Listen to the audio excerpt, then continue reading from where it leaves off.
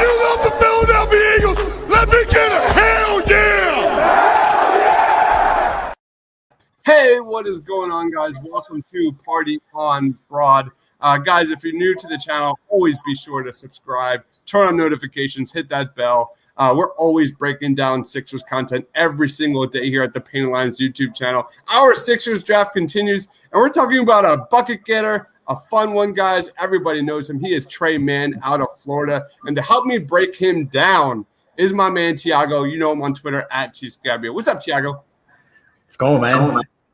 Tre Mann is one of those guys, if he's on the board at 28, you get on the edge of your seat, and you definitely hope the Sixers did their homework because he's got some shot-making potential. I don't think not many players have at that back end of the first round. So much like Maxey last year when, he was available, we kind of got excited. Yep. Definitely one of those names to keep an eye on. Yeah, if you watch the Sixers playoffs and you watch the ball movement just die and you want an offensive weapon off the bench, we're going to talk about one of the biggest ones. We're talking about his strengths, his weaknesses, and his fit with the Philadelphia 76ers. I'll start the tape. Tiago, tell us a little bit about Tre Mann. So Tre Mann is guard out of Florida, right? Really kind of slot into Florida's main creator role, almost like by accident. Florida had a transfer, Nembhard, who transferred out of Gonzaga, and that other kid by the name of Keontae Johnson, who had a serious health condition during the year. So he went from like a 20-year-old kid with, just kind of supposed to come in and be like a complimentary player to the guy at Florida. And in the NCAA tournament, he logged something like 44 minutes against Virginia Tech, played another 37 minutes against Oral Roberts. So you could kind of see right away the type of player and the type of expectation they have for Tre Mann throughout the year. And I think that did him really well because what you saw throughout the year as he got more and more comfortable as kind of like their main creator is just his offensive game take off. And I was kind of just diving into the numbers just to give some context around how much his game grew over the course of the year compared to his freshman year, right? So he tripled his assist rate from sophomore year to his freshman year. Shot 40% from deep compared to 27% his freshman year. Doubled his free throw rate.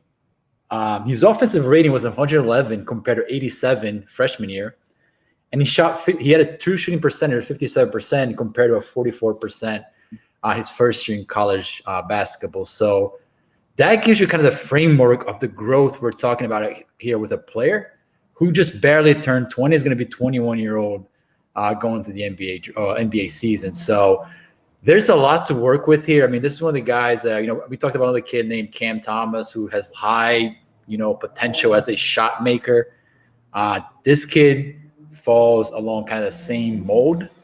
And really it's around how much teams are really going to, put this guy on their board. There's some talk that he may go, 15 to 20, but I think he's probably going to settle out somewhere between 20 to 25. So as my neighbor here just drove right by with a bike, but yeah, so that's really what we're working with Tre Mann. So a lot of really fun guy to work with and a ton to talk about.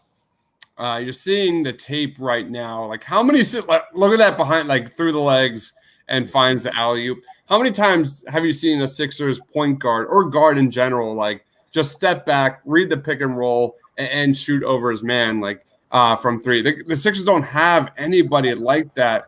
The stats that stick out to me, 92% in the pick and roll, including the pass, and 90% off the dribble jumpers percentage. This guy brings an element to would bring an element to the Philadelphia 76ers that they don't have. So let's talk about strengths, Tiago. What are some of Tre Mann's strengths? Yeah, it's funny because I watched the tape and I saw kind of the same thing, and I was trying to dig into some of those numbers that you pulled out, and I pulled out the same exact stats because when you watch him operate the offense, I think there's a polish to him that you really rarely see from a 20-year-old kid. The ability to really work within the structure of the offense as a pick and roll ball handler. Oftentimes you see kids in college. You see on the tape, he just kind of maneuvers a screen, finds a space, and kind of rises up with ease. That's a simple play, but you don't see a lot of that in college basketball, man. A lot of these kids, when they're out there, they're just kind of freestyling, kind of almost like summer league. Tre Mann is not one of those guys. Yeah, I mean, his shot selection can definitely improve, but there's a feel about him as a like a navigator and as a pick and roll ball handler that I really appreciate.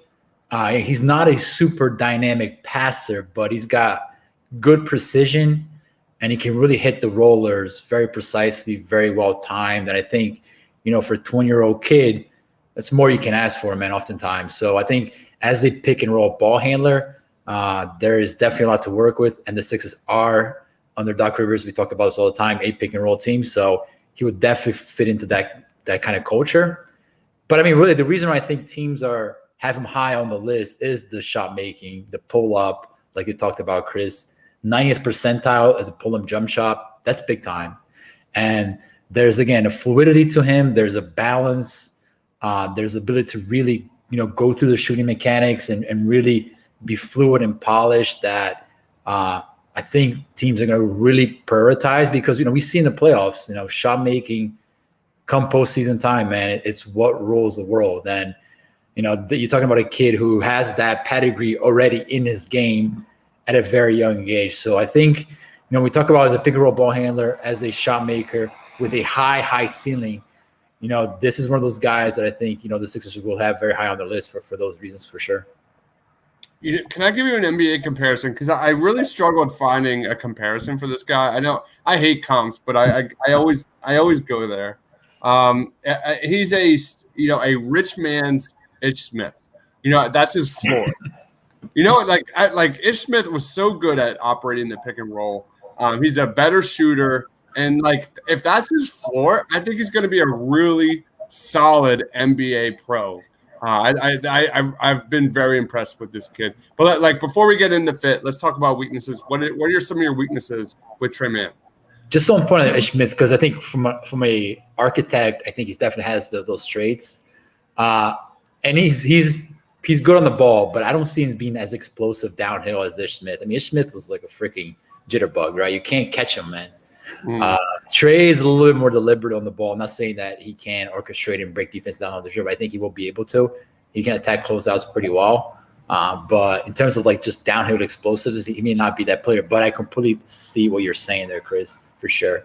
Can't be as good as his brother. Oh yeah, his brother plays for the Clippers, right? Yeah, I believe so. Yeah. He was very good in the postseason. So one of the things that really stood out for me as a negative, and that's something that the combine kind of made me a little more worried, is that when you watch him on the ball, right? So the pull-up game that we talk about, it's not as quick and it's very deliberate. And this is a kid who tested out with a 6'4" wingspan. So you're talking about trying to get your shot off against NBA players that are bigger and longer. With that wingspan, I think it's going to be a problem. And you saw him struggle with that already in college. And now you talk about doing that in the NBA, which is that times 100. So for me, if he really wants to become an impact player at the next level, he's going to have to learn how to do it off the ball, coming off screens, coming off motion. He was only in the 60th percentile in catch and shoot shots. Again, that's okay. I mean, there's no reason why he can't be better at that because his shooting mechanics are pretty strong and he's got phenomenal range. So I think there's more to work with there, but he's going to have to learn how to really move and cut and really live not as a point guard, because I just don't see him as a player who can really be a high level shot maker at that size. And his frame is not particularly big, right? So he's got a thinner frame, and there could be a chance that he doesn't develop into a stronger player. So, you talk about, the physicality of the NBA game. I think he's going to struggle, especially early in his career, his NBA career. And I think defensively, man, it's the same thing we talked about. Like, it's the physicality, it's the ability to really, stick with the bigger guards. I think he's going to have a difficult time with that. And you hope that he can develop, some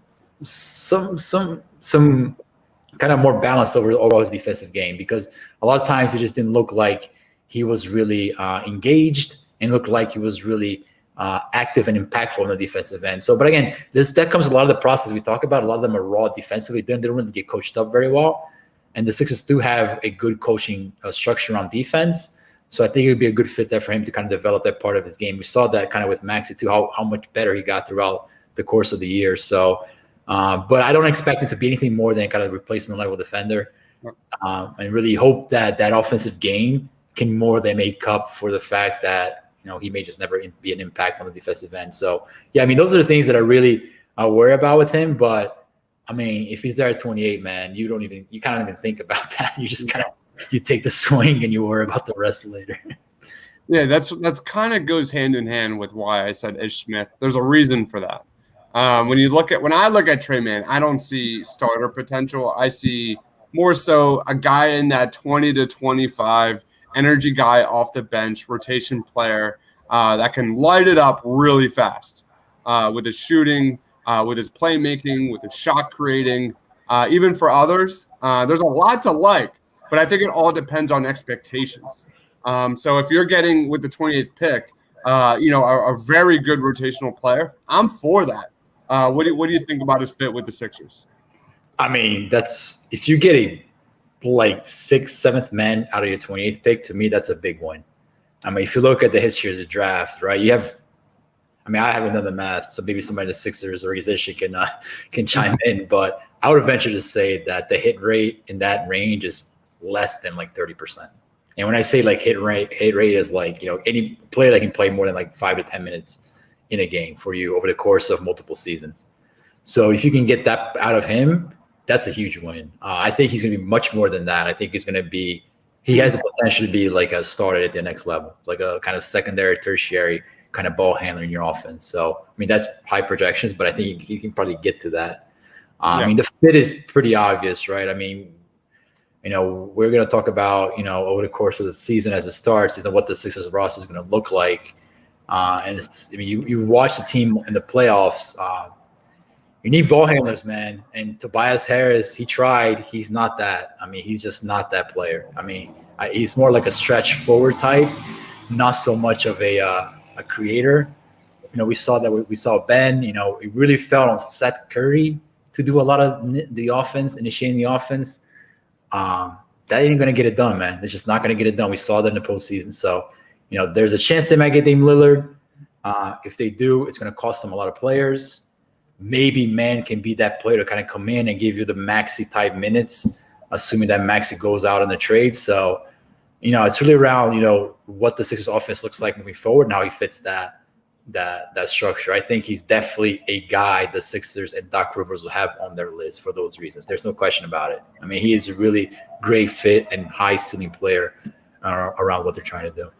I look at George Hill, man. I look at when I look at a guy like Tre Mann, I immediately think of George Hill, who flat out failed, in his role there in the playoffs. He had a couple of defensive plays, but you're talking about a guy that had averaged 2 shot attempts per game there in the playoffs. This is a guy that can add instant offense to your roster. This is the opposite of George Hill. So that's kind of is that an okay thought process there? Because when I think of Tre Mann, I think of George Hill. They're like 180 guys. Tre Mann, the Sixers clearly needed a guy that can, create shots off the dribble, pull up, hit threes, and space the floor. That's what Tre Mann can give you. And he would clearly, I think, be an improvement in that George Hill role. Honestly, I forgot that George Hill was on the team. I was like, that's right. George Hill's still out there. I don't think George Hill. He did nothing for the offense. He was terrible, man. I was super disappointed. And maybe he was still injured. I don't know, but he was really bad. I actually don't think George Hill will be here past the trade deadline, the latest, because his salary is one of those salaries you can use as a trade filler. $10 million you can use to match players and get players in return. So I really think that Morey made the move, yes, to try to upgrade the roster last year. But I think the bigger play for him is I have his $10 million salary in my roster that I can use to flip and match salaries and bring another player that I need. Like I said, Dame or something like that. If I need to throw in a player to match the money, he can be that player. So, that's why I think George Hill is here. I don't see him being past this team much longer than that. I mean, he was absolutely terrible, man. There's no questions about it. All right, let's wrap this up. Tiago, where can we find you? What do you got going on, man? Yeah, so I just published an article on part one of 3, right? So we did 1,000 of these reviews, and now we're just trying to take them apart and see what fits what. So the Sixers needs, how we view it is, floor spacers, ball handlers, and kind of skilled bigs. So the floor spacers specialist type article is out, and we identified 5 players that kind of fit that mold for the Sixers. So make sure to check that out. Awesome. And guys, if you love the Sixers draft, if you love the NBA draft, we've done 1,000 of these scouting reports. Please be sure to check all of them out here at the Painted Lines YouTube channel or at thepaintedlines.com. I did my first round rankings. I'm already working on my second round rankings. I also dropped a video here if you want to look at. And Tiago, you're in it, by the way. I didn't know if you knew that. I didn't hear you. Say one more time. I put you in my first round rankings video where I broke down each player, and then I gave you, your little like 2 minutes of fame and talking about each prospect. So you're in there, man. Am I the top pick? Am I ahead of Tre Murphy? You're always the top. You're always like, come on, dude. Are you serious? All right, guys. KOC had Tre Murphy in the top 10, top 15. Yeah. Sorry. Oh, he's Tre Murphy is 100% in my top 10 for the first round, no question. He didn't make my top 5, but he's definitely in right up the top of the list. So, guys, thank you everybody for watching. Right after this, we're going to talk about Austin Reeves, another bucket getter in the second round. Going to be a ton of fun. For Tiago, for myself, thank you for watching. Stay awesome.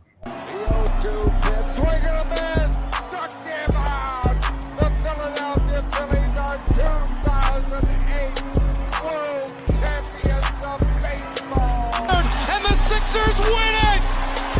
Wow! Oh man, and being just posterized Russell Westbrook.